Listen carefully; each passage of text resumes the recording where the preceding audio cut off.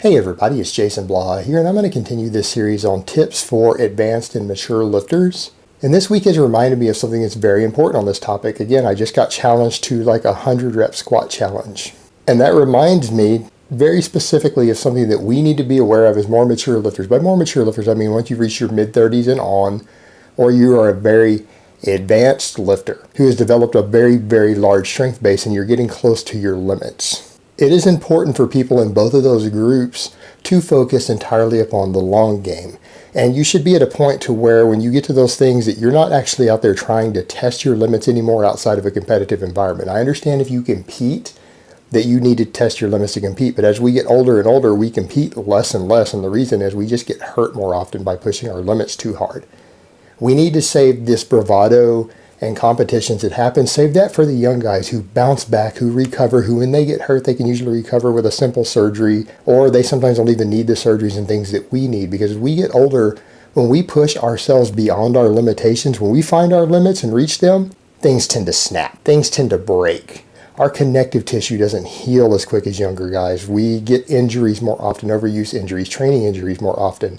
And when you get injuries as a slightly older lifter, they can sometimes be pretty much ending your lifting career. You are just far less likely to recover, so you're more likely to get injured, less likely to recover from it. And when you get injured, that's the fastest way to becoming weak.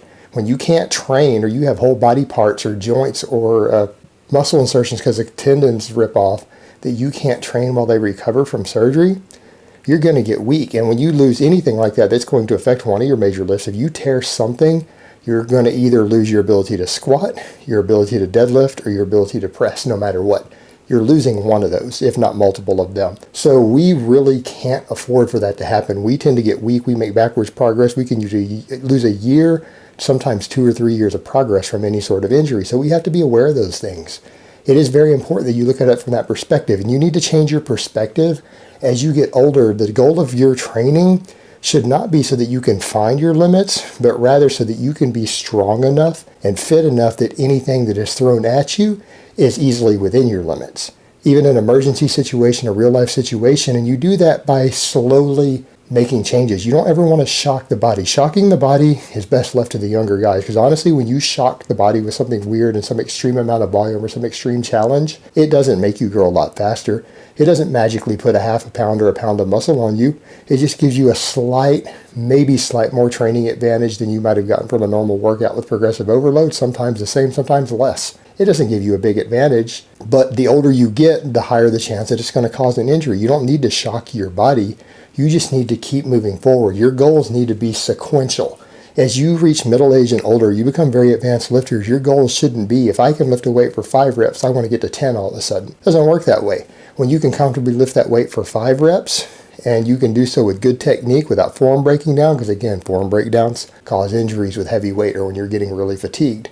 You try to get to 6 reps. When you get to where you can do 6 reps with good form, you see you work towards getting 7. When you have a weight that you want to get stronger on, maybe heavier weight, once you can complete 5 reps with 300 pounds, maybe you can try to complete 5 reps with 305 pounds, or maybe 310 pounds.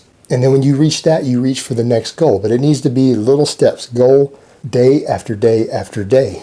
Sequential progress with little baby steps, so that every time you subject yourself to a new training stress, it's never more than your body can adapt to. It's something that you've already adapted to.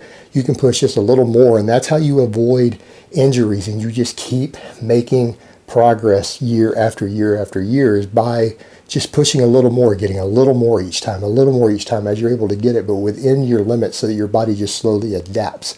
And that way you just get stronger, you gain more muscle, you improve your athleticism without damaging your body, without tearing something down, without ripping something, without overextending beyond what your body can handle. That's the smart way to play the long game as you get older.